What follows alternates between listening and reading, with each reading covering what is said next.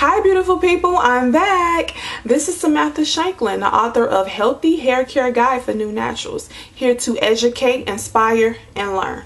Okay, in today's episode, I want to talk about a really good gel for natural hair, for curly, coily hair. And this is, and I hope I'm pronouncing this correctly, it's Eco Styler Olive Oil.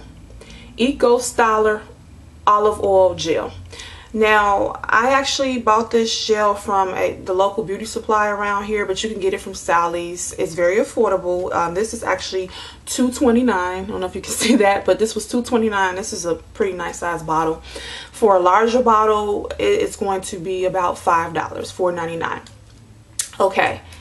I don't have much to say other than this is a really good gel for coily, curly hair. Now, I have to be honest with you, I have not used any other gels. What I did was, before I became natural, I researched and tried a lot of products, and I never really used gel when I had relaxed hair or when I transitioned to natural, but I researched this gel Eco and I heard it worked really good on curly hair, so I tried it once I became natural. And what I do with it, I rarely wear buns and ponytails, but when I do, this is a must-have.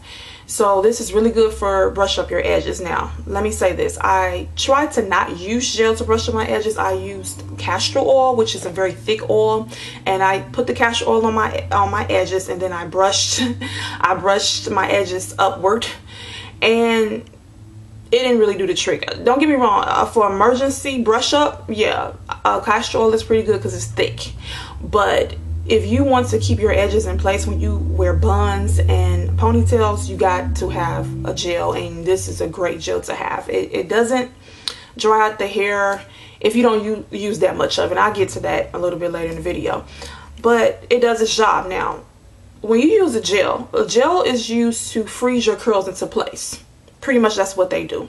And a gel is used to hold your hair into place, but I call it freeze your curls into place, and to also help mold your hair into a shape. So let me explain. When you want to wear a twist out or braid out, this is a twist out that I have right now. When you do your twist, how I do it, I apply a little bit of moisturizer. Right now I'm using shea butter, and I'm going to do a review on shea butter in the next video.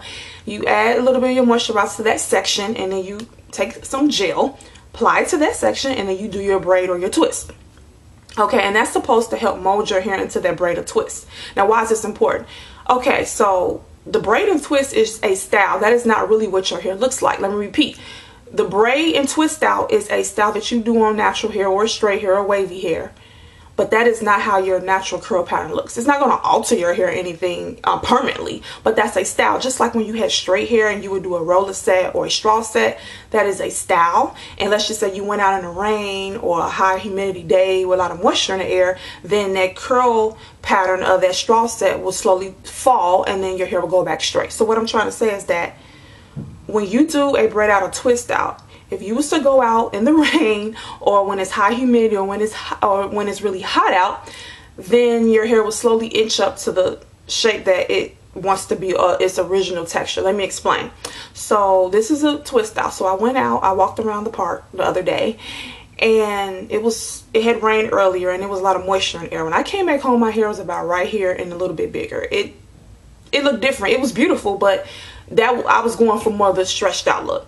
So because of that, the next day what I did was I made 5 braids in my hair.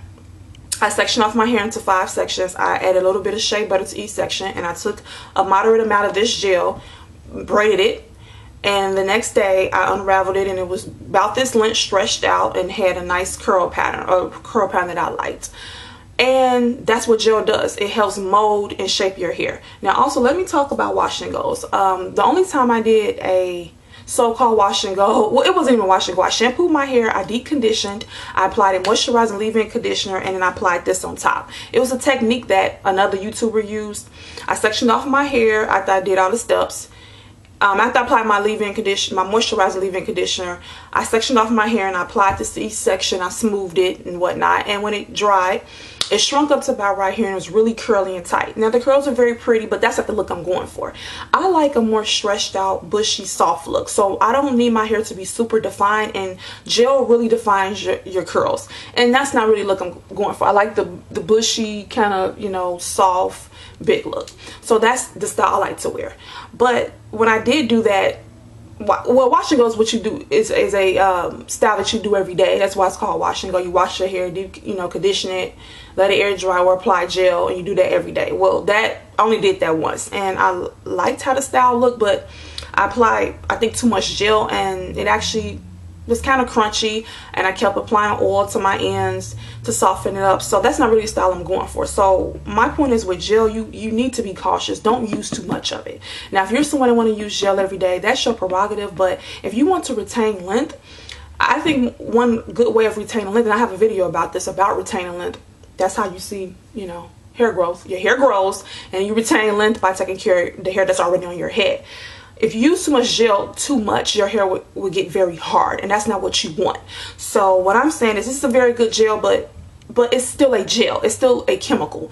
It's still, when I say chemical, not like a relaxer chemical, but it's still not a natural product. That's what I mean. So in my opinion, you don't want to use that much of it, but for what it's worth, it's a good product. I feel everyone should have gel in their arsenal bag, and it's affordable. It definitely tames your edges when you want to do ponytails and buns. And like I said, if you're the type that want to do wash and go, this is a really good product. But like I said, if you use too much of this, your hair will be hard.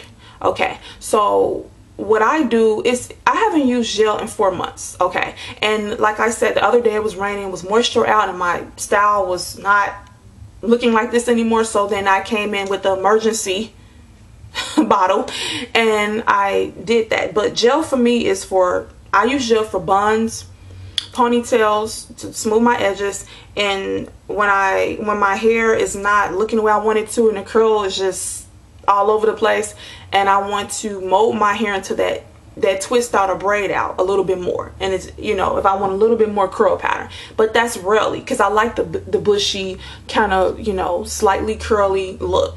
I don't want it to be super defined, and I like my hair to be stretched. And when you use a lot of gel, you will have more shrinkage, in my opinion, because it's really defining and freezing your curls into place, and it shrinks up. So that's not the look I'm going for. But like I said, I think you have to have gel in your arsenal bag, emergency bottle. And like I said, I don't think you need to use gel every day. I really don't, but that's up to you. But whenever you need a gel, this is the gel to get. Eco Styler Olive Oil. All right, so hope you enjoyed this review. Until next time, bye.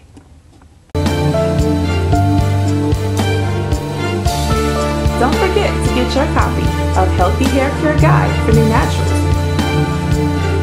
available on Amazon. Link is below in the description box. Also, subscribe, like, and share video. Thank you.